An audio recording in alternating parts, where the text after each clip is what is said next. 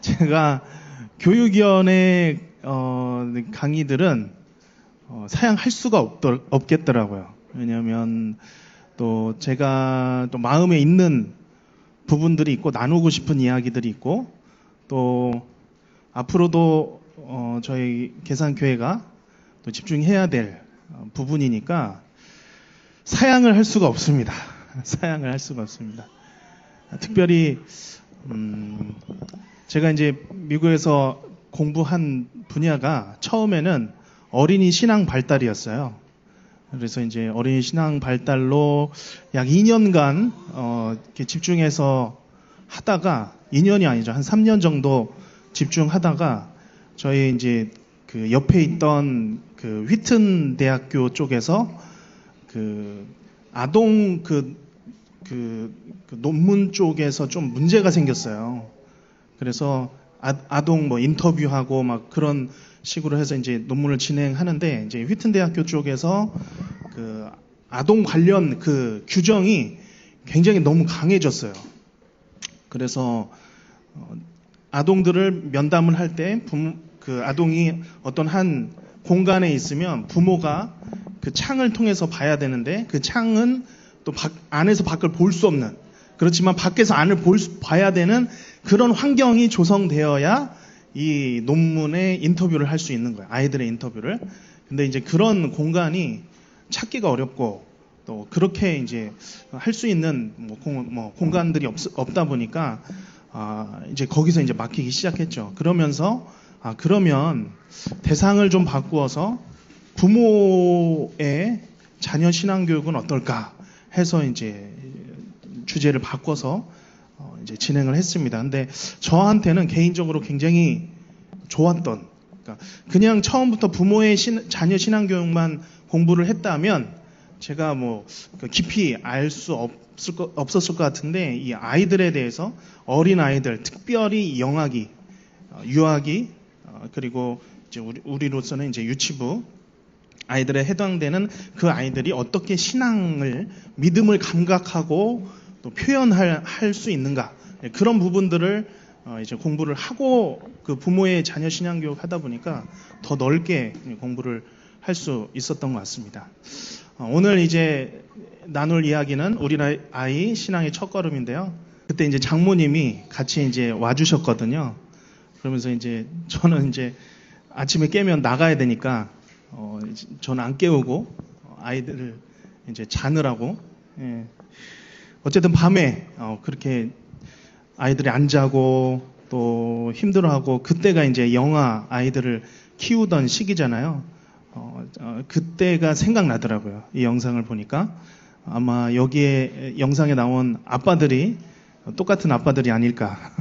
저도 그 시기를 지나왔고 이제 똑같은 시기를 우리가 지나고 있습니다.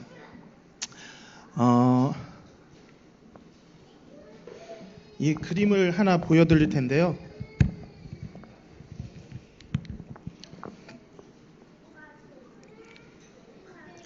그 다음 화면 넘겨주시고요. 자, 이 그림을 보면 바다죠. 폭풍입니다. 배가 침몰하고 있어요. 부서지고 있어요. 부서져 침몰하는 배.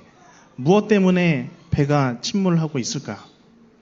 한번 정답은 없습니다. 왜 침몰할까요? 폭풍 때문에, 바람 때문에, 그죠? 맞아요. 바람이 많이 일고 있잖아요. 폭풍 때문에. 또 그림을 보면서 한번 생각을 해보셔도 좋을 것 같아요. 왜 배가 부서져 침몰하고 있을까? 뭐 예를 들어 그러면 다른 배는 괜찮은데 이 배는 왜 부서져 침몰하고 있는가? 폭풍 때문에. 또 바위, 좀 뭐 속에 바위가 있으면 부딪혀서 부서질 수 있겠죠? 네? 배가 부실해서. 아니, 다 맞아요. 지금 다 맞아요. 맞는 답들이 나오고 있어요. 배가 약해서, 부실해서, 잘 못 만들어서, 배 자체가 약해서. 또 뭐가 있을까요? 어떤가요? 선장이 기술이 없어서. 이 정도면 답이 다 나온 거예요. 답이 다 나온 거예요. 아까 뭐라고 그랬죠? 첫째, 폭풍 때문에. 둘째, 배가 약해서. 셋째, 선장 때문에. 기술이 없어서. 그죠? 항해하는 기술이 없어서. 이게 뭐냐면은, 저희 이제 공부를 할 때 어떤 저희 교회, 사역하는 교회에서 어떤 한 중학생 여자아이가 자살하려고 하는 그런 일이 있었어요. 근데 그 일이 발생하고 이제 청소년 그 위원회 쪽에서 이제 여러 가지 이제 논의가 있었던 거죠. 근데 이제 자꾸 그 답을 부모에게 이렇게 집중시키는 거죠. 그 부모가 여자 중학생한테, 그러니까 딸한테 너무 모질게 대했다. 좀 대화도 없었다.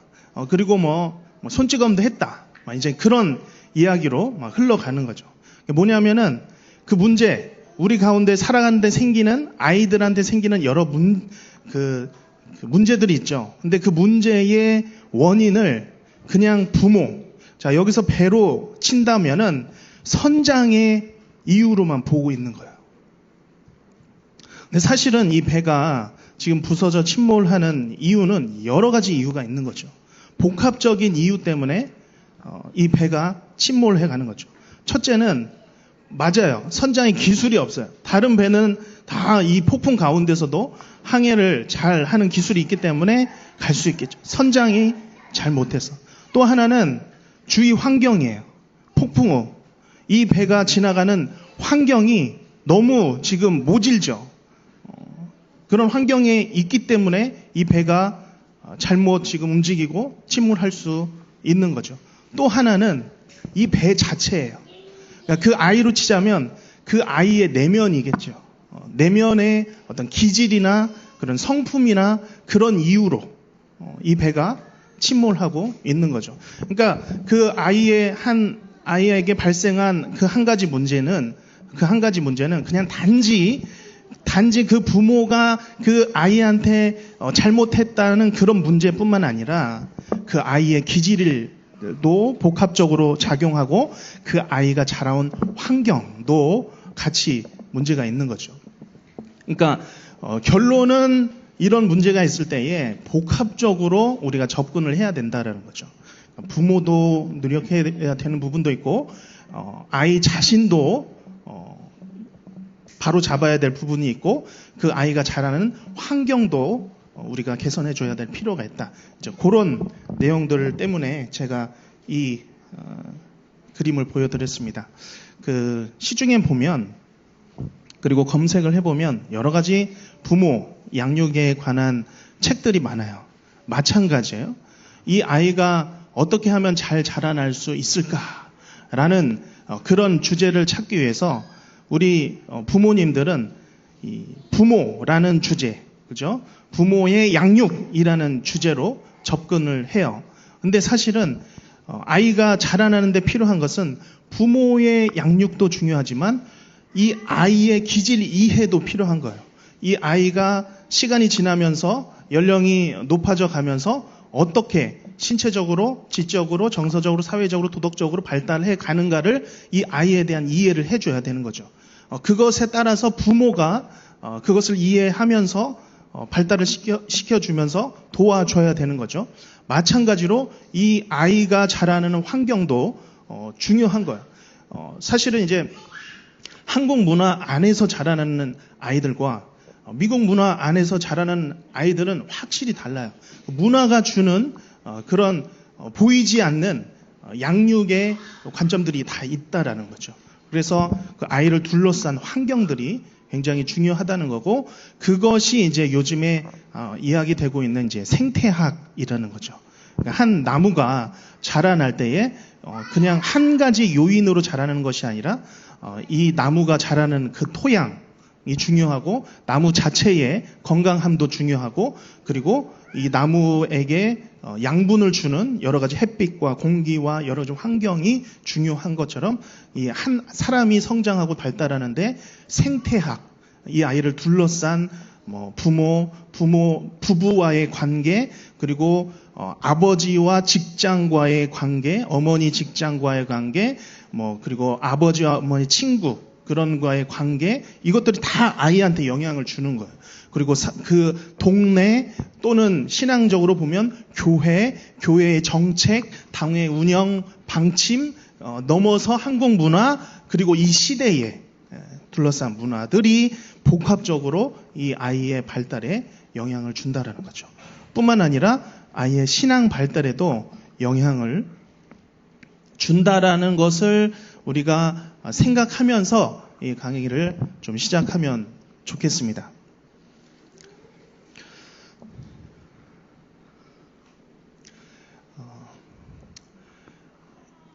한 사람이 발달하는 단계는 생애 주기로 보자면 굉장히 여러 단계를 거치죠. 지금 우리 아이가 속한 단계는 이 태내기를 넘어갔죠. 태내기를 넘어가서 신생아기를 넘어가서 여기는 없는 것 같아요. 그리고 이제 영아기, 그죠? 1개월에서 2개월, 그러니까 태어난 지 1개월에서 2개월, 2살까지의 기간이 신생아기로 볼 수 있겠고, 영아기로 치자면 이제 보통이에요. 그러니까 이 교육학적으로 보자면 그 시기가 그렇다는 거죠.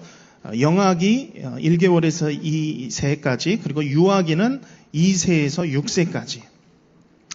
여기서 이제 보면은 태내기, 잘 안 보이시죠? 태내기를 설명하면 신체적 성장이 가장 큰 시기라고 표현하고 있어요. 그러니까 아주 미세한 그 작은 그 생명으로부터 폭발적인 성장인 거야. 우리가 보기에는, 성인이 보기에는 이만한 아이가 뱃속에서 너무나도 작을 수 있지만 정말 이 작은 참 씨앗과 같은 그 크기에서 이만한 아이로 성장하는 것은 사실은 굉장히 폭발적인 시기라는 거죠. 그래서 이 태내기의 시기가 그만큼 중요하다는 거죠. 그리고 이제 신생아기가 있는데 출생에서 1개월 동안 태내에서 나와 새로운 환경에 적응해가는 시기가 이제 이 우리 아이들은 지나간 거죠. 그 다음에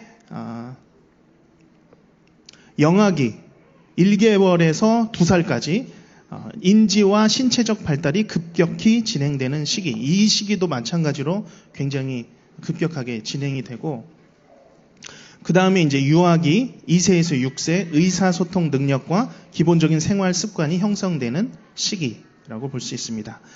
그리고 이제 우리 유치부 아이들은 이 아동기에서 이제 약간의 겹침이 있는데 6세에서 12세까지 아동기라고 표현하는데 가족을 넘어 또래 관계 등 사회 관계를 확대하는 시기. 그래서 이제 그 발달 쪽에서 보면 6세 이상, 지금은 빨라졌죠. 6세 이상 이제 보통은 유치원을 다니는 시기. 사실 더 일찍 다니죠. 왜냐하면 이 시기가 중요한 게 학령기라고 해서 굉장히 중요한 게 이 아이들이 집에서 부모와 또는 같은 나이의 아이들이 놀이터든지 작은, 그러니까 엄마의 친구들끼리 어울리는 그런 환경에서 학령기, 단체 생활을 시작하는 이 학령기의 시기가 굉장히 중요한 시점이에요. 그래서 이 학령기 시점에서부터 이제 아이들이 새로운 권위를 알게 되는 거예요. 선생님이라는 권위를 이제 유치원, 그 시기로 보자면 유치원의 시기를 통해서 새로운 권위를 깨닫게 되죠. 그래서 보면은 이 시기 때 엄마 말은 잘 안 듣는데 선생님 말은 잘 들어요. 그러니까 새로운 권위를 알아가는 시기죠. 이런 발달의 단계에 우리 아이들이 있다라는 거 보시고, 자, 발달에는 중요한 시기가 있다라는 거예요. critical period라고 표현하는데 굉장히 치명적인 기간이에요. 잘 안 보이시는데 첫 번째는 36주 태어난 36주. 그다음에 뉴본, 처음 태어났을 때, 그 다음에 3개월 되었을 때, 그 다음에 6개월 되었을 때, 그 다음에 2년이 되었을 때, 2살이죠. 그래서 처음 뱃속에 있을 때부터 2년이 지난 상태까지를 보여주는 그림인데요. 이게 뭐냐면은 인간의 신경 세포들이 이제 막 자라면서 생기죠. 신경, 뭐 어떤 여러 가지 감각들을 하기도 하고, 뭐 지적인 뭐 능력들을 이제 여기에서 이제 배워가는 그런 신경 세포들이 인간의 몸에 있는데, 그 신경 세포들을 이어주는 시냅스라는 그런 그 연결해주는 기관이 있어요. 근데 그 연결해주는 기관이 처음 36주 때는 이제 처음 시작하면서, 처음 태어나면서, 그리고 3개월이 지나면서, 6개월이 지나면서, 2년이 지나면서 가장 그 연결해주는 신경세포들을 연결해주는 기관이 활발하게, 폭발적으로 증가한다는 거예요. 그런데 이 기간이 지나고 4년이 돼요. 그러니까 태어난 지 4년이 되고 6년이 지나면서 이 시냅스들이 가지치기를 해요. 그러니까 쓸모없는 것들을 점점 버려가는 거죠. 그리고 6년이 지나면서는 확연히 2살 때보다는 이 시냅스 기관들이 좀 적어지는 것을 볼 수 있어요. 이게 뭐냐면은 이 사람이 여러 가지 감각을 통해서 이 시냅스라는 것을 그물이라고 한번 생각을 해본다면, 앞으로 이 아이가 이제 감각하고 오감을 통해서 맡고, 냄새 맡고, 만지고, 그죠? 감각하고는 그 오감을 통해서 배워가는 거예요. 뭐 지적인 것들, 음악적인 재능들, 뭐 미술하는 거, 그리고 뭐 손재주라든지 뭐 여러 가지 기능들, 그런 것들을 이제 그 가능성의 시기예요. 이 그물들이 많을 때는 그런 모든 것들을 이 아이들이 경험할 때 잡아내는 거예요. 그것들을 잡아내는 거죠.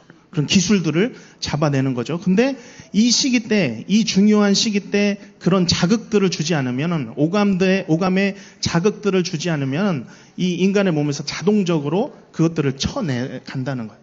근데 이 시기에, 그러니까 2살, 3살, 4살이 되는 시기에 이 아이들한테 오감을 통해서 뭔가 감각하게 하고, 새로운 것들을 보게 하고, 만지게 하고, 경험하게 하는 것들을 통해서 나중에 이 아이가 필요한 여러 가지 다양한 지능들을 이때 캐치를 하는 거죠. 갖고 있는 거예요. 버리지 않는 거예요. 가지를 치지 않는 거예요.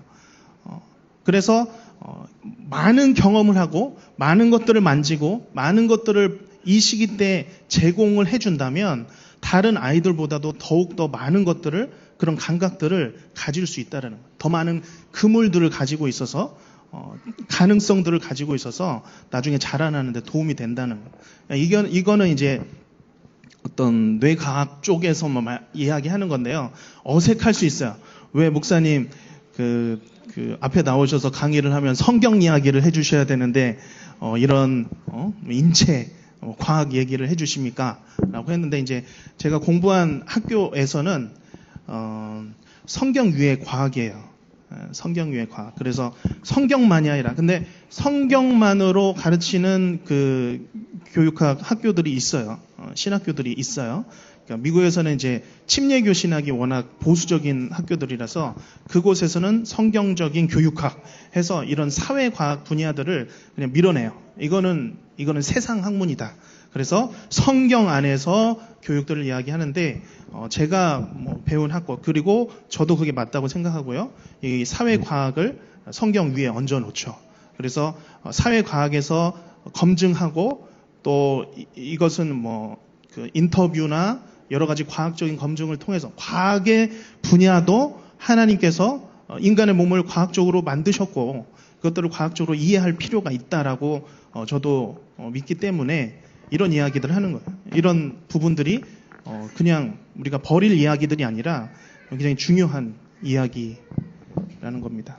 그래서 발달에는 중요한 시기가 있고, 바로 이 미취학부 아이들의 시기 때에 가능한 한 많은 시간들을 많이 보여주고, 많이 만지게 하고, 냄새 맡게 하고, 그죠? 촉각적으로 또 후각적으로 그런 모든 것들을 경험하게 해줄 필요가 있다라는 거죠. 그렇죠? 근데 이제 어떤 분들은 그거를 유튜브를 통해서 접근을 시켜주는 분들이 있어요. 유튜브에 대해서는 많이 들어보셨을 거예요. 전혀 도움이 안 돼요. 그냥 그거는 그 어린 아이들은 화면이 넘어가는 것만 집중을 하는 거지 그 내용이나 그런 것들에 사실 집중하는 게 아니니까요. 그래서 오히려 눈에 안 좋다고 그러잖아요. 아직 이 안구가 정확하게 발달하지 않은 아이들한테는 오히려 이 화면을 보여주는 것은 좋지 않은 부분일 수 있습니다. 그래서 발달의 중요 시기를 이야기할 때 몬테소리라는 그 아동학자죠. 굉장히 오래되긴 했지만 이 몬테소리 교육에서 각 연령에 따라서 그 민감한 아주 중요한 시기 때에 여러 가지 12가지 교육들을 해주고 있습니다. 음악이라는 것은 여기서 이야기하는 거예요. 3세부터 6세가 중요하다라고 이야기합니다. 그 말은 2살 때, 1살 때는 어렵다라는 거예요. 그냥 들려주면 돼요. 그냥 감각. 그죠? 이 아이들은 이제 그러니까 2.5세까지가 이제 큰 근육들이 발달을 해서 팔을 휘젓든지 발을 움직이다든지 뛴다든지 그런 근육들이 발달하는 거고요. 2.5세 이후에 이제 그 소 근육들이 발달을 하기 시작해요. 그렇기 때문에 이제 3세 이후에 악기를 만진다든지 이제 그런 게 좀 가능해진다라는 거죠. 감각의 세련이라고 표현하는데 여러 가지 감각을 이제 그냥 이제 하나씩 이제 감각해 가는 건데 구체적으로 알아간다는 거죠. 그게 2.5세에서 6.5세까지 이런 감각들을 자극시켜 주면 좋다라고 합니다. 그 다음에 읽기라는 것은 4.5세부터 가능한 거예요. 자꾸 3살 아이한테 읽는 동화책을 보여준다든 글자 모르는 거죠. 그러니까 그림은 보여줄 수 있지만 읽기라는 것은 어쨌든 4.5세부터 가능한 것이니까 이때부터 이제 자극을 시켜 준다라는 겁니다. 쓰기, 흥미라는 것은 3.5세부터 5세. 이제 몬테소리 쪽에서는 읽기보다 쓰기를 먼저 교육을 시켜준다고 해요. 왜냐하면 쓰기가 이제 소근육, 손을 움직일 수 있는 그런 근육이 발달하는 시기라서 몬테소리 쪽에서는 쓰기를 먼저 읽기보다 교육을 한다고 합니다. 그 다음에 언어라는 거는 몬테소리에서는 이제 출생에서부터 그러니까 사실 태내에서부터 시작한다는 거죠. 그러니까 엄마가 들려주는 엄마의 음성, 뱃속에서 다 듣고 있잖아요. 그럴 때부터 이미 이제 말의 어떤 목소리나 그런 어감이나 그런 것들을 배워 간다는 거죠.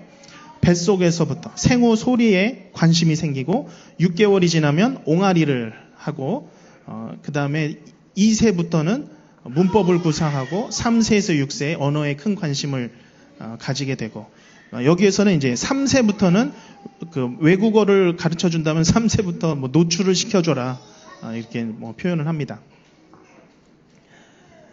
예의 범절은 2살부터 6세까지가 중요하다라는 거죠. 그러니까 그 얘기 하잖아요. 3살 버릇 80까지 간다. 이제 요 때가 그런 부분들을 교육시켜주면 좋다라는 거죠. 그 다음에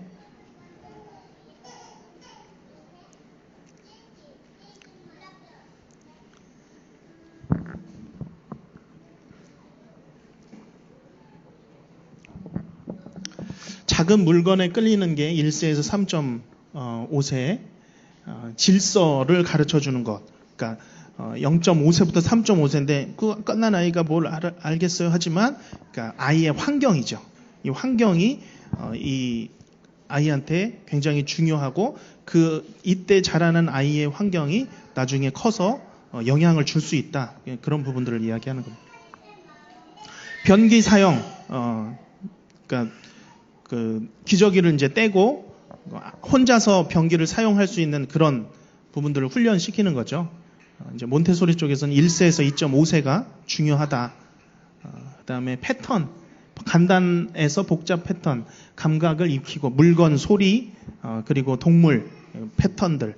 이거는 뭐 4발 달린 동물들, 그런 2발 새, 이제 그런 것들, 그런 패턴들, 동물 소리 같은 거 패턴, 그런 것들을 이제 이때 배운다는 거죠. 수 패턴, 수학, 출생에서부터라고 이야기해요.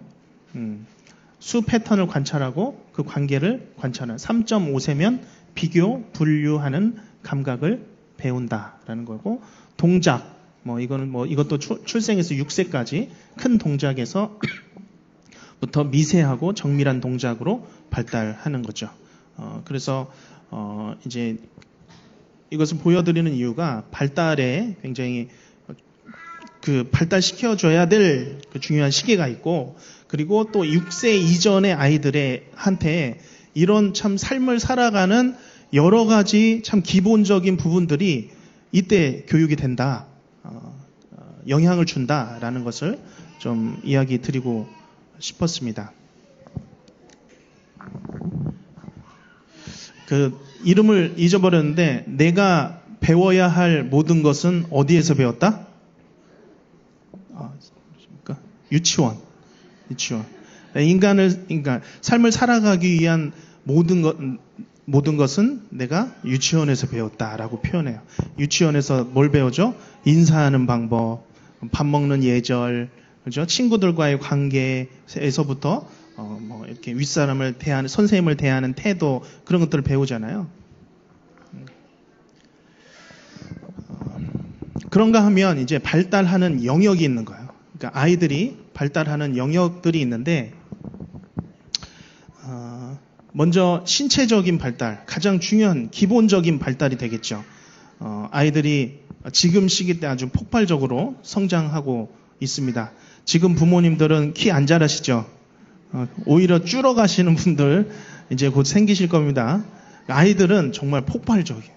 상상할 수, 우리가 그냥 보고 있어서 그렇지, 진짜 1.2배, 3배, 2배, 3배, 이제 더 커갈 거예요. 놀라운 거예요. 그래서 이제 클 때, 아이들이 보통 클 때 막 아프기도 하고 그러죠. 한참 아프고 나면 또 커 있고, 신체적으로 발달, 우리가 이해할 수 있어야 돼요. 이때는 왜 제가 자꾸 이렇게 계단을 오르락 내리락 하는가? 그죠? 계단만 보면 오르락 내리락. 그게 이제 발달하는 거예요. 이게 딱 몇 살이 되면 계단을 오르락 내리락 하는 거예요. 그런 부분들을 이해를, 서랍을 자꾸 열어. 그게 발달하는 거예요. 하지 마. 네. 물론 이게 적절한 제재는 필요합니다. 지적 발달이에요. 신체적으로 발달할 뿐만 아니라 인지적 발달이죠. 그래서 인지적 발달. 그래서 어린 아이 때 보면 그 물활론적 물활론적 개념이 있어요. 그게 뭐냐면은 물건을 살아있다라고 생각하는 거예요. 그래서 아이들이 인형하고 이야기를 해요. 인형하고 이야기할 수 있어요. 근데 커서도 이야기하는 분들이 있어요. 인형이랑 자꾸 얘기해. 그 권사님들 보면 화초랑 자꾸 이야기를 해.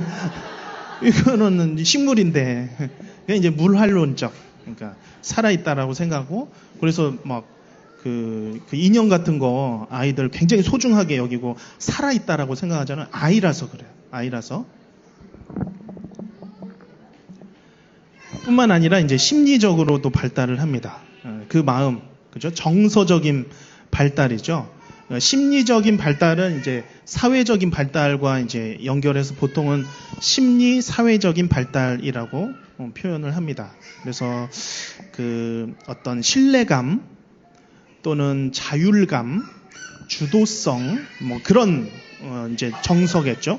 나중에는 자아 정체감, 그런 것들을 이제 점점 시간이 흘러가면서 자리 잡게 되죠. 도덕적 발달. 도덕적 발달 참 쉽지 않은 발달인데, 이 어린 아이 때 지금의 시기면 벌과 복종 관념이에요.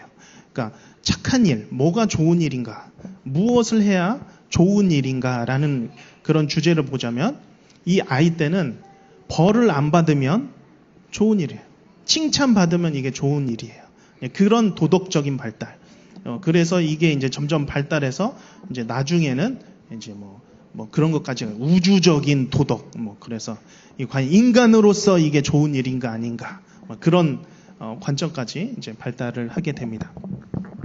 우리 아이들이 신체적으로, 지적으로, 심리적으로, 사회적으로, 도덕적으로 발달해 가는데 우리가 주목해 봐야 될 부분은 바로 영적인 발달이죠. 그러니까 우리에게 있어서 영적인 발달은 그렇기 때문에 이 나머지 발달과 관련이 없는 게 아닌 거예요. 영적인 발달은 지금 어디에 있죠? 손바닥이에요. 손 전체예요. 그러니까 우리의 영적인 발달은 그냥 우리가 성경 지식을 많이 알고, 그렇죠? 매번 주일 예배에 참석하고, 찬양을 부르고, 그러기 때문에 우리가 영적 발달, 우리가 이르렀다라고만 이야기할 수 없는 거예요. 전체가 고르게 균형 있게 발달하는 것이 영적인 발달이라는 거예요.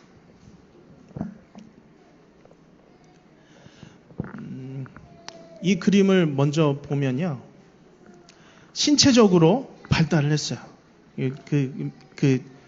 이쪽 선이라고, 세로선이라고 생각하면 신체적으로 발달을 했어요.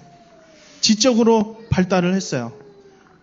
자, 그런데 정서적으로 발달을 하지 못했어요. 그러면 이 어떤 한 사람의, 한 아이의 영적인 방이라고 표현하자면 굉장히 이상한 모양의 방이 만들어져서, 영적인 방이 만들어져서 삶을 살아가는 거예요.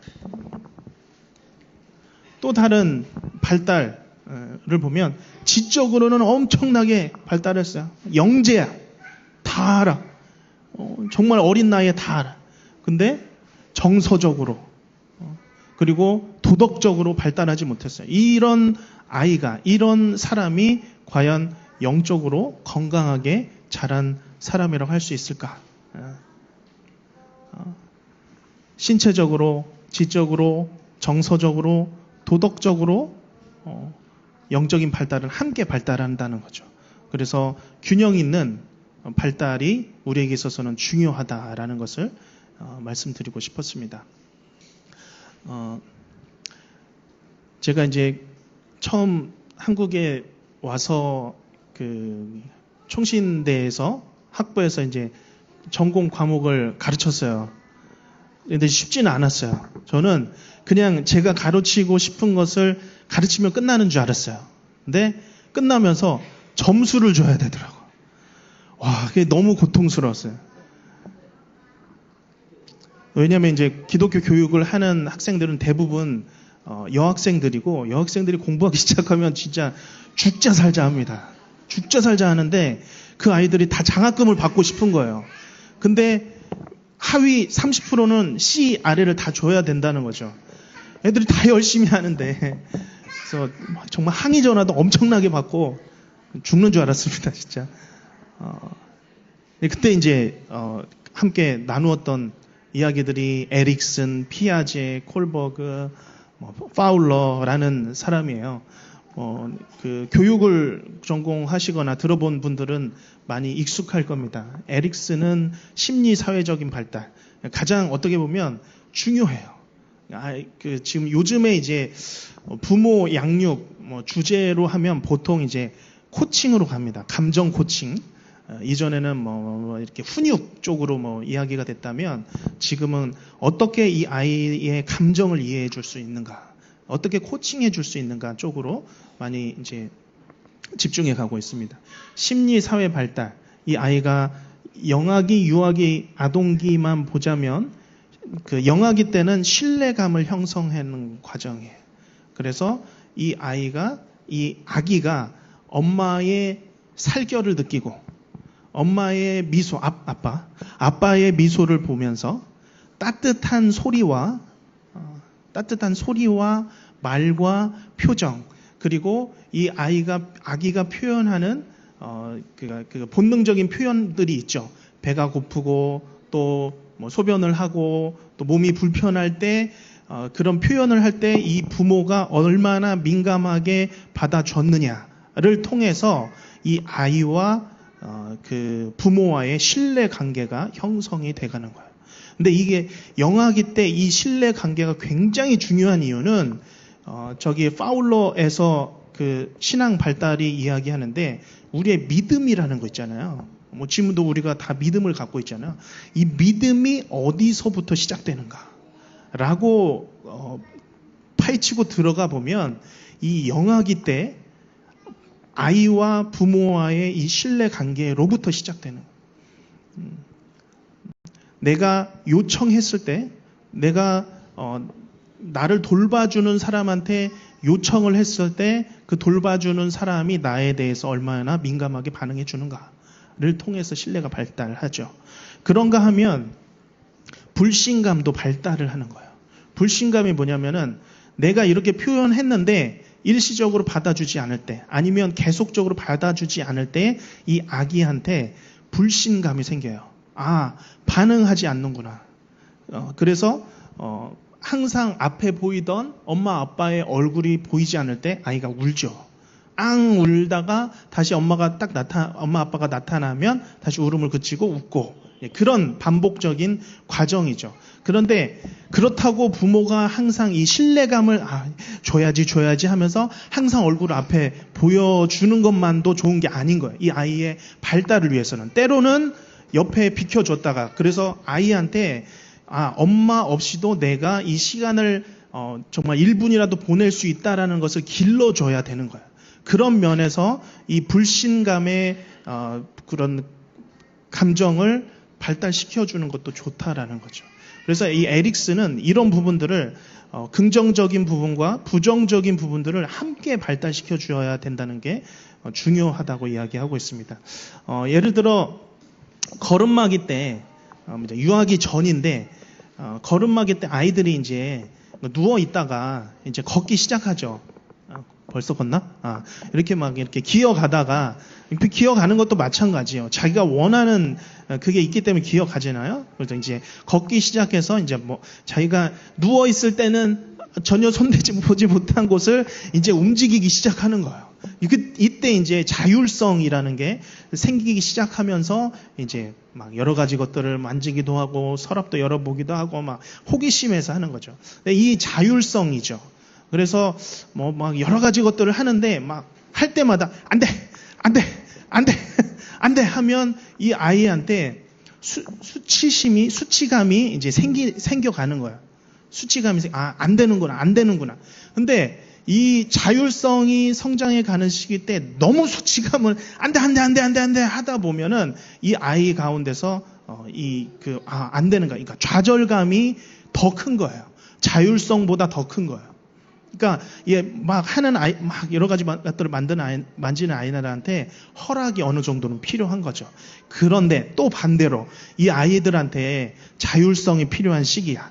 나는 그렇게 안 자랐어. 정말 우리 부모님이 하지 말라고 해서 나는 아무것도 못했어. 그래서 우리 아이한테는 다 해주고 싶어 해서 이 자율성의 시기 때 모든 것들을 다 허용해주기 시작하면 이 커가면서 적절한 수치감을 배우지 못한 아이들이 이제 난동을 피우면서 자라나는 거예요. 그런 부분들이 에릭슨은 적절한 긍정적인 주도성과 적절한 죄책감, 그 다음에 죄책감들도 아이들한테 가르쳐줄 필요가 있다. 그래서 이것들을 건강하게 배워갈 필요가 있다라고 이야기하죠. 그다음에 이제 인지 발달, 어떻게 이 아이들이 발달하는가. 그러니까 보면 청소년기 이전에는 구체적 조작기예요. 전조작기. 그러니까 그 밑에는 이제 형식적 조작기인데 청소년기 이후 때부터 추상적인 어떤 그 생각이 가능하다라는 거예요. 논리적인 것, 그런 것도 추상적인 논리도 가능하다라는 거죠. 그 말은 거꾸로 이 초등학교 이하에는 추상적이고 너무 어려운 그런 관념들을 설명할 때 못 알아듣는다는 거예요. 구체적, 눈으로 보이고 그냥 한 단계 이어갈 수 있는 그런 부분들은 가능하다라고 이야기합니다. 네, 그런 발달에 따라서 적절하게 가르쳐 주는 게 필요하다는 거죠. 그러니까 도덕성 발달, 콜버그도 마찬가지로 그 단계가 있고요. 파울러도 이제 뭐 신앙적으로 그런 부분들을 연령에 따라서 설명을 해주고 있습니다. 성경 속에서 자녀 신앙 교육 어떻게 해야 될 것인가 이야기할 때 제가 신명기 6장 6절에서 9절 읽어보겠습니다. 이 말씀은 이제 이렇게 시작하죠. 들으라 이스라엘. 그죠? 들으라 이스라엘. 하나님 말씀은 원래 듣는 거였어요. 보는 게 아니었어요. 그죠?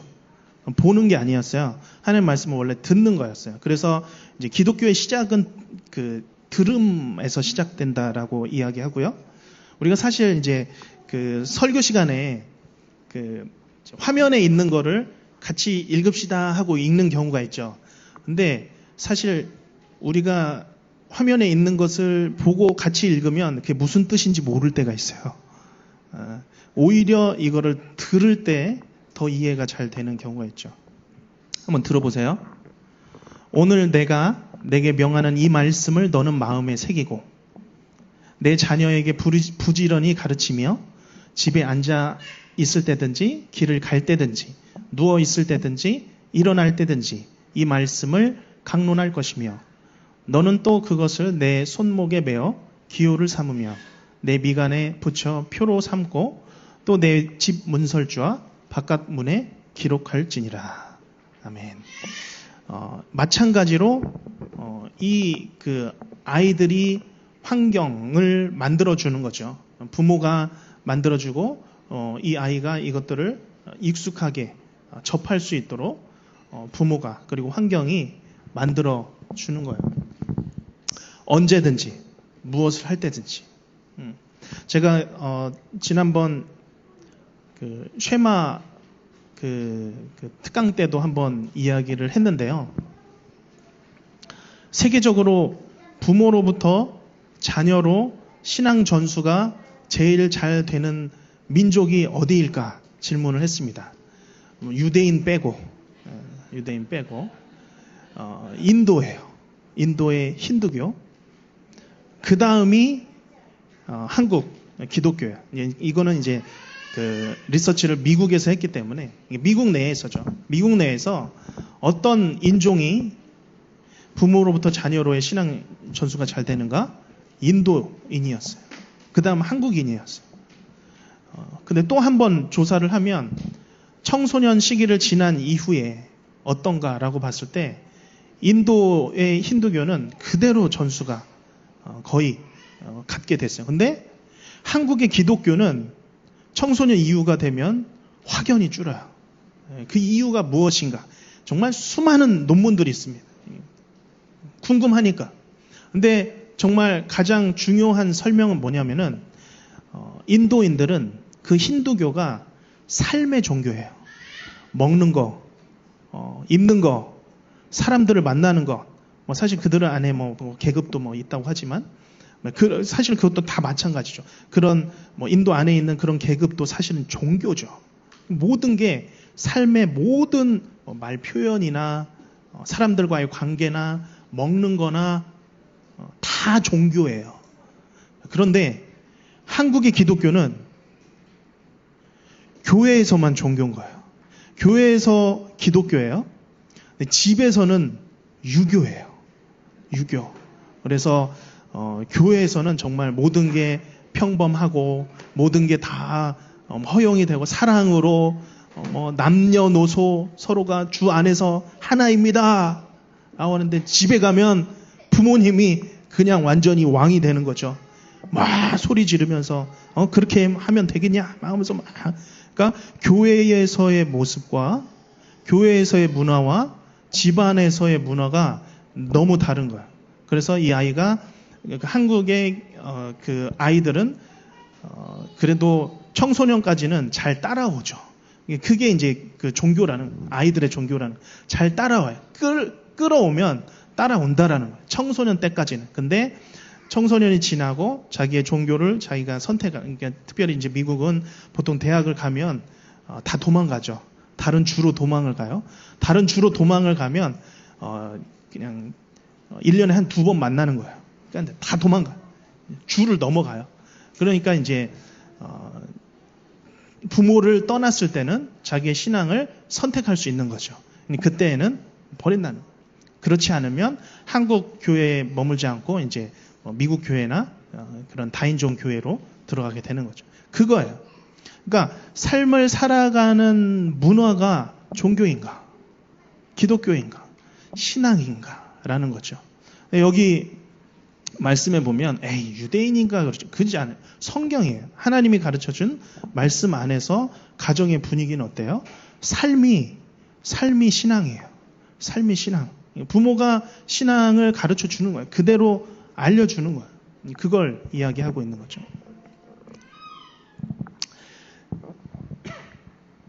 신앙의 전수 방법을 3가지로 정리할 수 있어요. 여러 가지 방법이 있지만 그걸 묶어서 3가지로. 첫 번째는 일방적 전수입니다. unidirection. 한 가지 방향. 일방적 방향. 일방적 방향, 한 방향. 다시 말하면 부모로부터 자녀로 흘러내려가는 거죠. 근데 이 흘러내려가는 일방적 전수가 동양권, 특별히 한국의 기독교에서 이제 전수하는 방식이기도 합니다. 잘 안 보이죠? 첫 번째는 능동적 부모, 수동적 아이입니다. 능동적, 그러니까 부모의 역할이 굉장히 능동적이라는 거죠. 그 다음에 아이의 역할은 수동적인, 그러니까 부모가 끌고 가는 거예요. 부모가 주도적이 되는 거죠. 그래서 이 아이한테 신앙을 전수해 주는 거죠.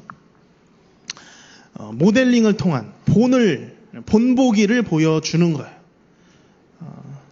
아침 저녁 읽으시던 어머니의 성경책 손때 남은 구절마다 본 듯합니다. 찔리지 않으세요? 너무 새 건데 일부러 막 이렇게 막 꾸기시는 분들 계시지 않습니까? 그 어버이날 되면 그 찬양 부르면 어머니들이 많이 찔릴 것 같아요. 막 헤어졌어. 나의 사랑하는 책 비록 헤어졌으나 어머니의 그죠? 무릎 위에 기도 잘 안 해주는데 하면서 그게 막 감동이 되는 게 찔리는 어머니들, 부모님들, 아버지들 많을 거예요.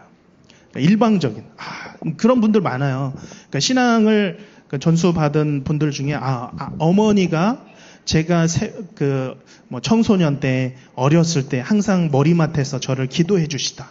네, 그런 모습을 보면서 제가 신앙을 배웠습니다. 아침마다 자꾸 어머니 얘기를 하네. 어머니가 책상에 앉아서 성경책을 이렇게 펴서 보시던 모습이 그런 본보기죠. 부모님이 이제 매주마다 교회 출석하면서 기도하시고 그런 함께 따라가면서 배우는 거예요. 그게 흘러가는 거예요. 신앙 전수가 이것도 효과적이라고 이야기하는 거예요. 한 가지 방법이라고 이야기하는 거죠.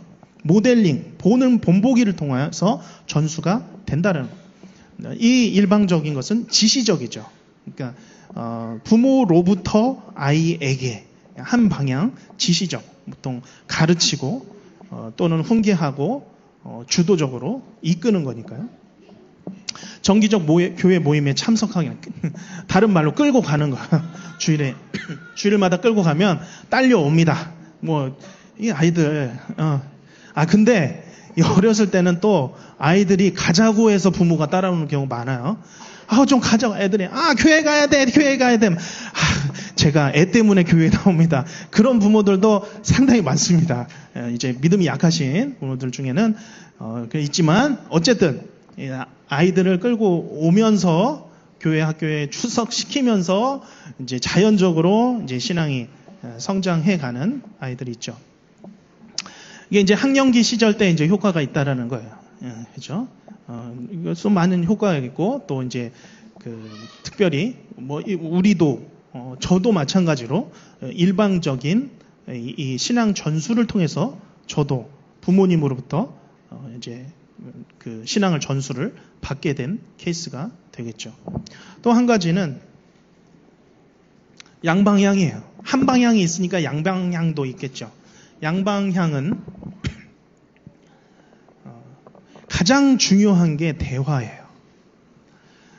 사실 세 가지 신앙 전수 중에서 가장 효과 있는 방법입니다. 근데 이 양방향 전수에서 가장 중요한 것이 대화예요. 그러니까 이 대화도 어떤 대화예요? 괄호 안에 글씨 보이십니까? 헌신적인. 그냥 피상적인 대화가 아니에요. 그랬어? 갔다 왔어? 교회 배웠어? 뭐 배웠어? 끝. 그런 게 아니라 오늘 뭐에 대해서 어떤 생각 가졌냐고. 뭐에 대해서 기도했어? 그 마음은 어땠어? 라고 계속 이야기해주면 그 아이들이 얘기해주는데 여기서 이제 이야기하는 게 자녀 주도적 대화라고도 얘기해요.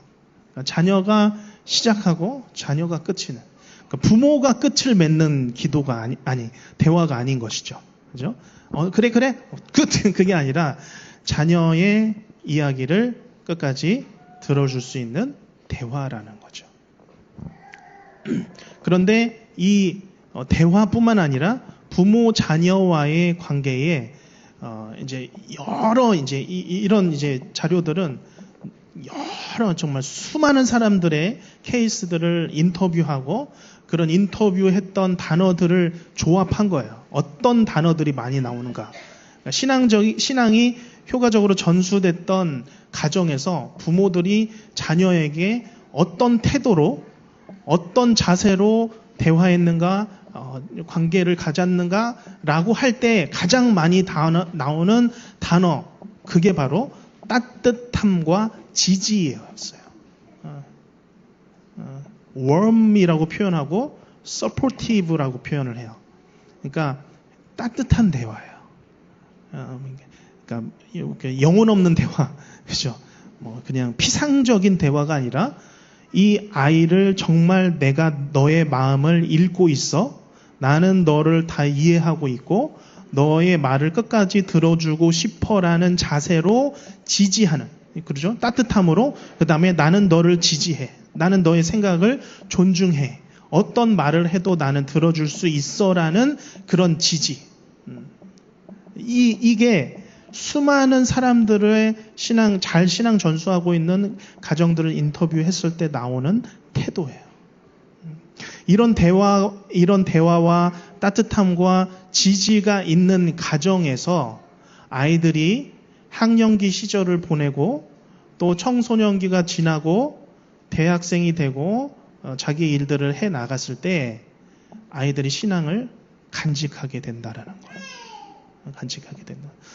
아마 여기 있는 분들도 마찬가지 이런 경험들을 해보셨을 거예요. 일방적인 전수를 통해서 가능하셨던 분들, 그리고 이 양방향을 통해서 가능하셨던 분들이 있습니다. 또 다른 채널링 전수가 있어요. 이거는 뭐냐면은 부모가 이 신앙 전수할 수 있는 여력이 없을 때에 다른 통로를 통해서, 다른 채널을 통해서 전수가 되거나 아니면 부모의 일방적 양방향 전수와 함께 다른 통로, 채널의 도움을 받으면서 부모의 신앙이 전수가 된 경우입니다. 이 경우는 이제 부모 외에 신앙적 어른 또는 기관을 통해서 이 신앙이 도움을 받은 경우예요. 그러니까 기관이라 하면 보통은 교회가 되겠죠. 교회의 또래 친구들이 될 수도 있고, 그 교회의 부서 교역자가 될 수도 있고, 그리고 담임 목사님이 될 수도 있고, 그러니까 또는 아빠의 친구, 엄마의 친구를 통해서 이 신앙의 도움을 받은 경우예요. 그러니까 이런 경우는 사실 부모로부터라기보다 부모가 신앙이 아예 없는 경우는 사실은 이 채널링 전수를 통해서 그 신앙의 다른 어른으로부터 물려받는 경우들이 많습니다.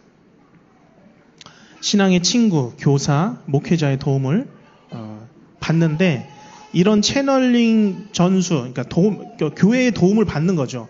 그러니까 중요한 게 뭐냐면은 시간 10시, 12시가 되면 우리 아이를 그냥 유아부에 뚝 초등부에 뚝 던져놓고 시간 끝나면 데려와서 그냥 또 그러니까 그 평소에 생활하고 그런 걸로 끝나는 게 아니에요. 신앙의 전수가 잘 된 가정에서는 오늘 그 교회에서 배웠던 거 선생님하고 분반 공부 때 나눴던 이야기들을 계속 대화하는 거예요. 계속 이야기를 나누고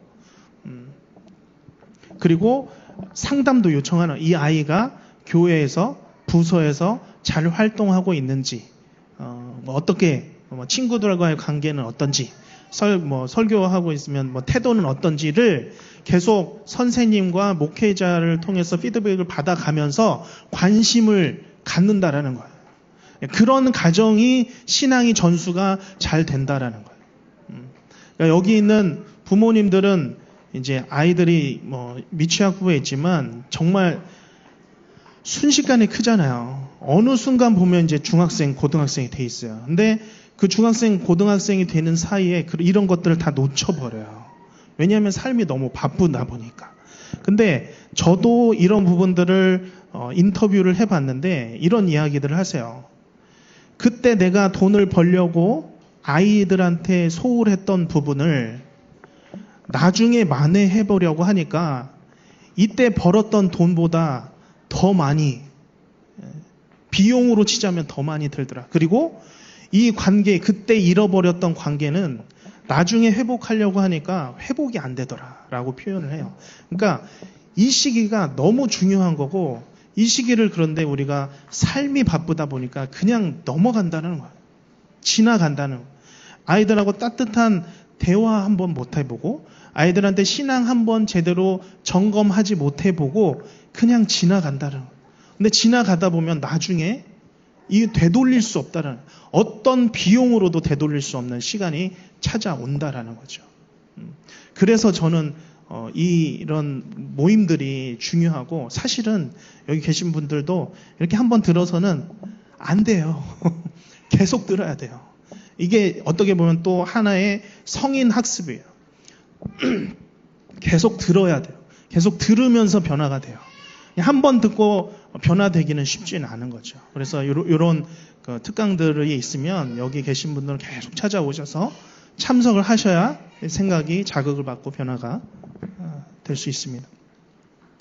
그래서 사실은 한 가지 방법일 수도 있지만 사실 다양한 방법을 통해서 신앙이 전수가 돼요.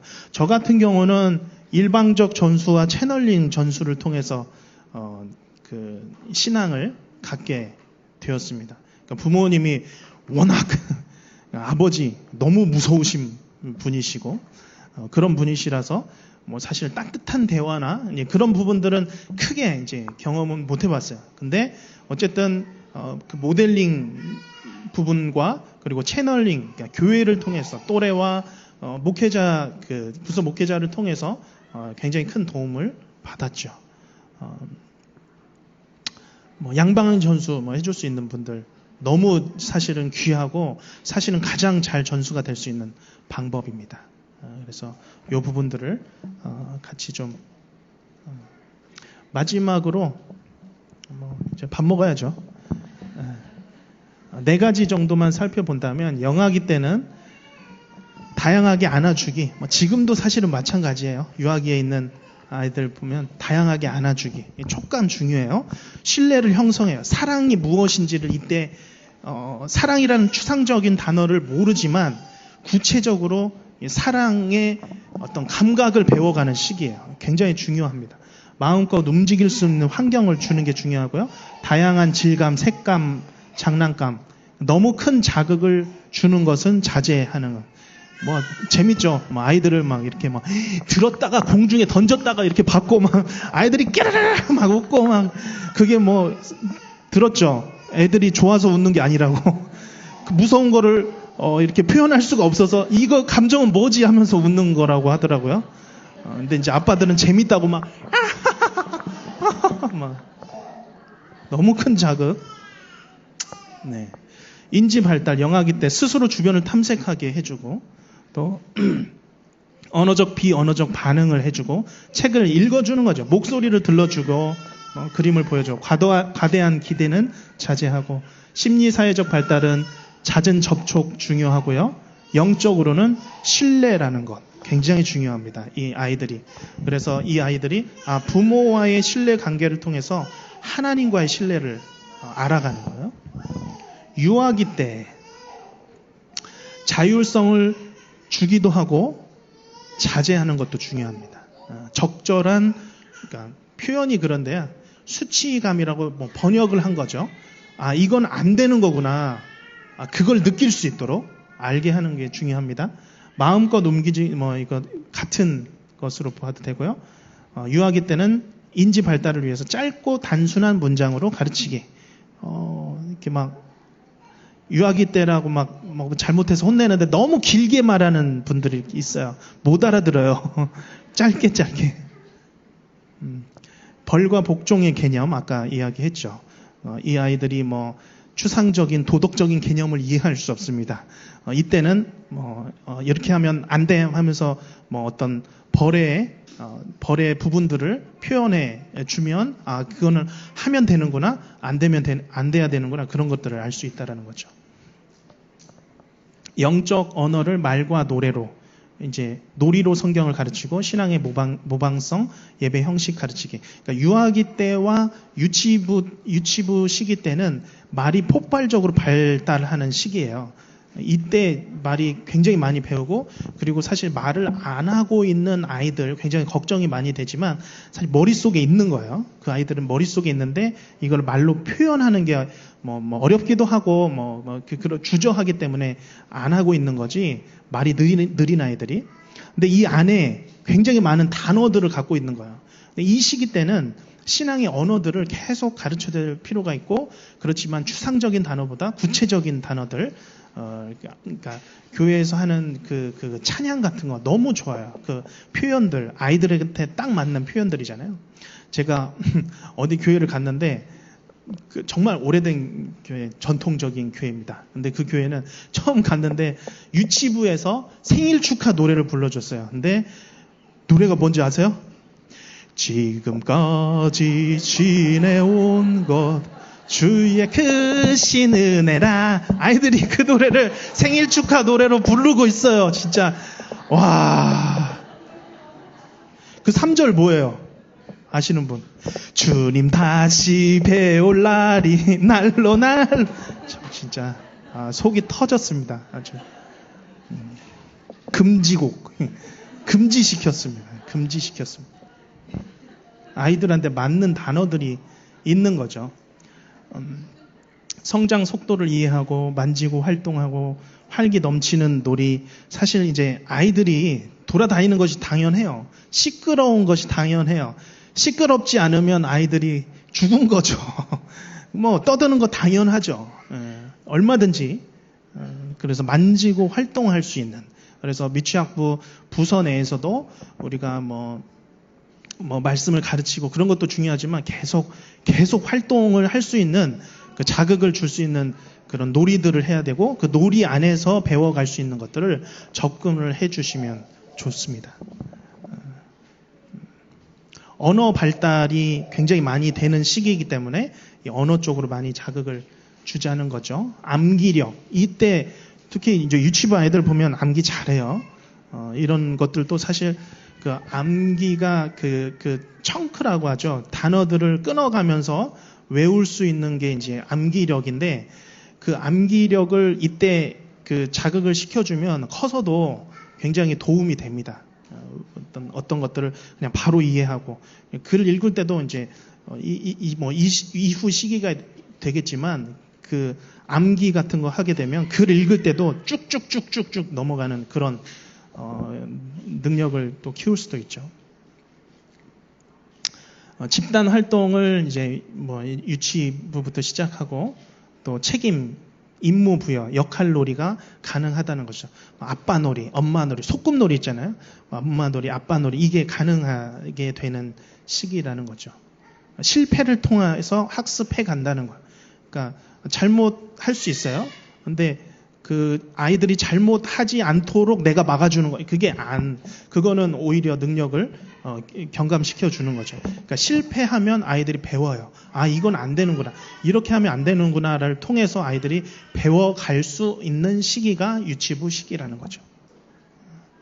그런 기회를 열어주라는 거죠. 신앙의 모방성, 그러니까 엄마 아빠가 하는 것들을 그대로 따라 해보기도 합니다.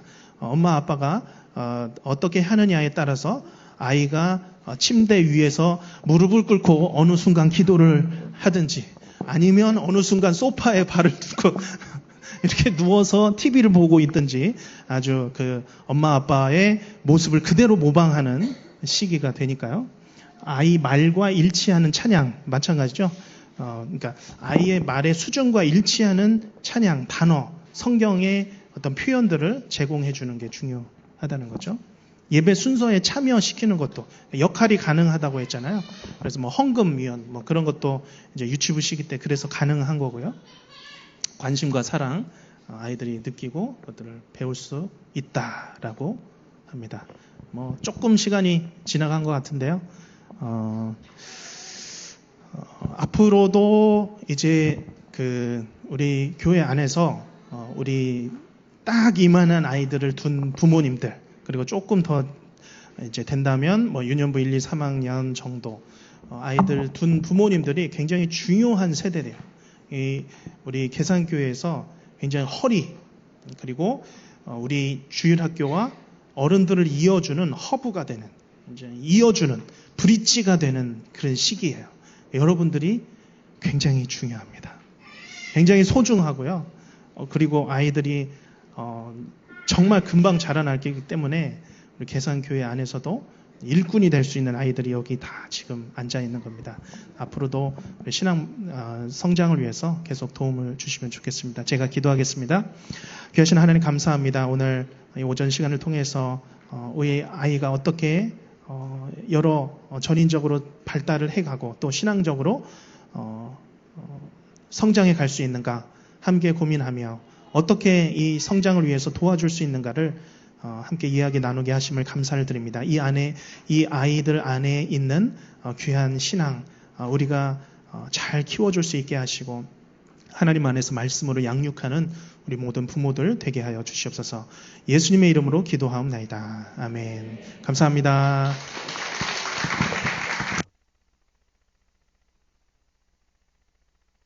네, 우리 오늘 귀한 강의 해주신 우리 김은선 목사님께 다시 한 번 더 감사의 박수를 드리고 감사합니다. 시간이 많이 늦기는 했는데요. 그래도 혹시라도 강의를 들으시면서 여러 가지 생각이 많이 드셨을 것 같아서 몇 가지 질문만 받도록 하겠습니다. 네, 혹시 질문 있으신 분들은 손 들어주시면은 저희가 마이크 드리도록 하겠습니다. 한 두세 분 정도만 질문을 아마 해야 시간상 되지 않을까 싶습니다.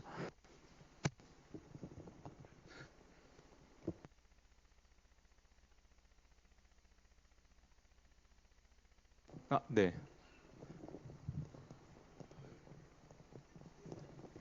네, 4살 아이를 키우는 엄마요. 저희는 남편이 신앙과 저의 신앙이 차이가 많이 납니다. 그래서 제 초점으로 해야 할지 남편의 그 일반 교적 그런 초점으로 존중해줘야 할지 아이가 많이 헷갈려. 주도적? 어떤 표현? 약간 유교적인? 유도적인? 유교적인. 아직은 신앙이 성장하지 않아서 네. 도와는 주고 싶은데 아이가 헷갈려 하니까 그럴 땐 제가 예를 들어서 교회 행사가 있을 때 이제 남편 놀이를 사회적으로 하고 싶고 저는 뭐 예배를 참여하고 싶고 그럼 이제 남편은 자기 신앙이 클 때까지 기다려라. 그렇죠. 네. 그거 이제 사실 이제 아이들한테 신앙을 어떻게 키울까를 이제 결정하는 문제 이전에 이제 부부와의 그 신앙의 부분들을 사실 먼저 이제 결정을 해야 되죠. 전에 이제 신혼가정부 부서를 맡았을 때 아버지가 모태신앙이었고 엄마는 결혼하면서 새로 믿게 됐어요. 근데 이제 아이가 태어났고 태어나면서 이제 유아 세례를 줘야 되는 시기가 됐어요. 교회에서 광고를 했죠. 근데 모태신앙인 아버지는 이야기하는 거예요. 아이가 신앙을 결정할 때까지 기다리자. 신앙은 아이가 결정하는 거야. 라고 얘기를 했고 엄마는 아니다. 유아 세례를 지금 줘야 된다. 엄마는 늦게 믿었죠. 결혼하면서 믿으니까 믿은 지 1년도 안 됐어요. 그러니까 엄마도 학습을 받고 있었 그런 시기였죠. 근데 이제 결국은 이제 선택은 엄마의 결정으로 했어요. 유아 세례를 받자라고 한 거죠.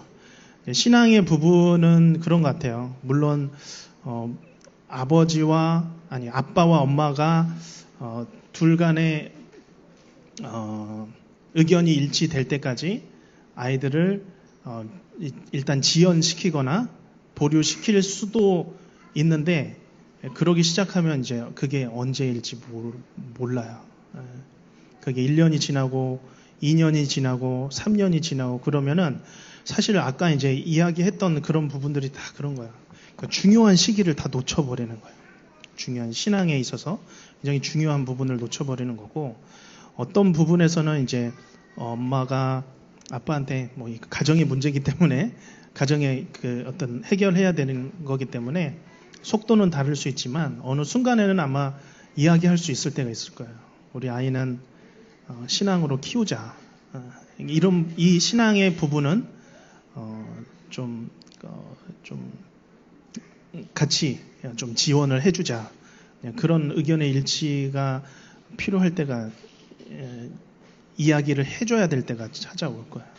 근데 어쨌든 시기를 놓쳐버리면 굉장히 힘들어집니다. 많은 경우들이 놓쳐버리는 경우들이 많더라고요. 그래서 근데 또 그거를 좀 진지하게 또 이야기해주면 또 남편들이 따라오더라고요. 결국은 그 엄마의 의견을 억지로라도 끌려서 따라오기도 하더라고요. 그러니까 저는 상황을 잘 모르니까 어떤 상황인지는. 근데 그렇다고 우리가 놓쳐야 되는 건가? 그건 아니라고 보기 때문에 시급히 해결해야 될 부분이라고 생각을 합니다. 네. 감사합니다. 혹시 또 네.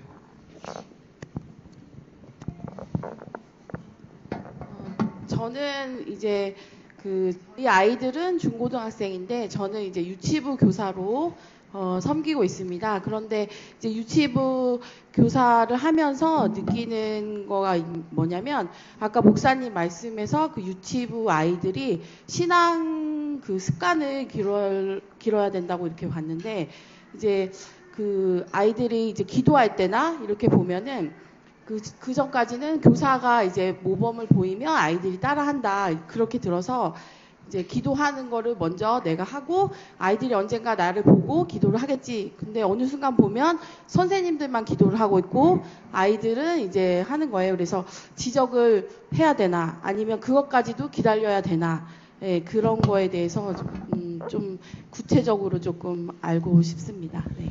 그러니까 이제 부모 양육의 방법도 있지만 부모 양육의 방법도 마찬가지고 또 교사가 학생들을 가르치는 방법도 굉장히 사실은 통합적인 거죠. 그러니까 우리가 뭐 부모 양육에 대해서 정말 결정적인 한 가지 팁을 알려주세요라고 이제 뭐 부모님들이 이야기를 하지만 그 한 가지만 가르쳐 줄 수 있는 건 아니죠. 사실 굉장히 교육이라는 거는 통합적인 거고 물론 아까 이야기한 것처럼 신앙이 전수될 때는 모델링을 통해서도 전수가 돼요. 그렇지만 사실은 가르치고 뭐 성경 안에서도 훈육이 있죠. 그러니까 가르침을 통해서도 아이들이 배워가는 거죠. 그래서 뭐 제가 보기에는 아이들이 그 시기 때는 본보기를 통해서 배워가기 때문에 우리는 무릎을 꿇고만 있다라는 거는 아닌 것 같아요. 이거는 하나님께 기도할 때는 우리가 자세를 바로 잡고 기도하는 거야라고 분명하게 가르쳐 줘야 되는 게 맞다고 생각합니다. 그럼 예배 중일 때도 만약에 아이들이 이렇게 하면은 저희가 가서 이렇게 얘기해도 괜찮은 거? 괜찮죠. 네. 예, 분명하게, 그러니까 이게 혼내는 건 아니잖아요. 근데 가르쳐 주는 거예요. 그래서 이제 보통 학령기라니까 유치부가 학령기가 된 거예요. 전에는 사실 초등학생이 학령기였거든요. 근데 지금 유치부 때니까, 그러니까 더 빨리 그 학령기 시절의 것들을 배워가는데 그때는 권위에 대해서 배우기 시작해요. 권위와 함께 그 그룹이 속한 곳의 규칙을 배워가는 거거든요. 근데 그 규칙을 배우는 거예요.